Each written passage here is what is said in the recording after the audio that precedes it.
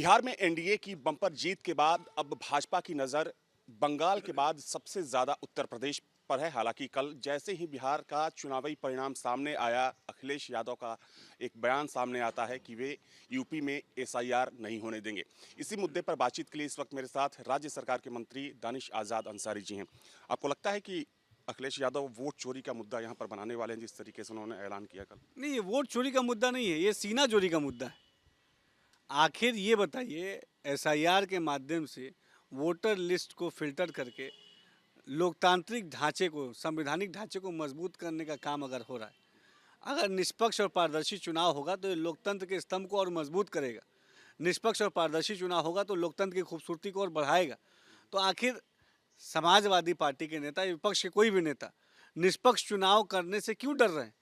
निष्पक्ष चुनाव अगर होगा, पारदर्शी चुनाव होगा, फेयर इलेक्शन होगा, तो हमारे लोकतंत्र के मजबूती के लिए बहुत सार्थक है।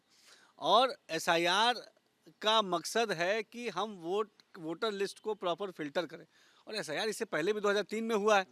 तो आखिर समाजवादी पार्टी के नेता अपनी हार को क्यों नहीं स्वीकार कर रहे हैं? वो इस बात को क्यों नहीं स्वीकार कर रहे कि जनता ने एक सिरे से उनको नकार दिया है? जनता के दिलों से समाजवादी पार्टी के प्रति कोई विश्वास नहीं जनता के दिलों में, क्योंकि जब इनके हाथ में सत्ता की चाबी थी तब तो सत्ता की केवल मलाई खाने के लिए इन्होंने सत्ता का इस्तेमाल किया। आज मोदी जी के नेतृत्व में चाहे बिहार हो, चाहे उत्तर प्रदेश हो, चाहे हमारा राजस्थान हो, तमाम जगह जहाँ जहाँ हमारी सरकार है, गुजरात हो, महाराष्ट्र हो, हर जगह हम ईमानदारी से जनता की सेवा के लिए काम कर रहे हैं, तभी वहाँ हमें मैंडेट मिल रहा है।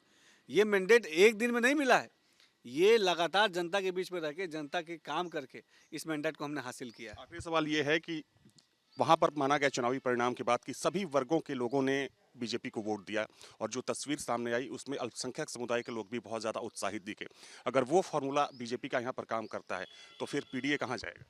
देखिए, पीडीए तो पहले दिन से ही फ्लॉप शो था, क्योंकि पीडीए का मतलब जो पिछड़ा दलित अल्पसंख्यक की बात कर रहे थे, वो दरअसल पाखंड, धोखा और अत्याचार है। और बिहार की जनता ने जाति, धर्म, मजहब की बेड़ियों को तोड़ते हुए बिहार को विकास की सोच के साथ आगे बढ़ाने का काम किया है। जिस तरीके से बिहार के खास तौर पर पिछड़े पासमानदा मुसलमानों ने आगे बढ़ के प्रधानमंत्री मोदी जी की नीति और नीयत पे अपनी मुहर लगाई है, एनडीए सरकार पे अपनी मुहर लगाई है, ये साफ दर्शाता है, बताता है कि अब मुस्लिम समाज भी आगे बढ़ के विकासवादी सोच पे वोट डाल रहा है।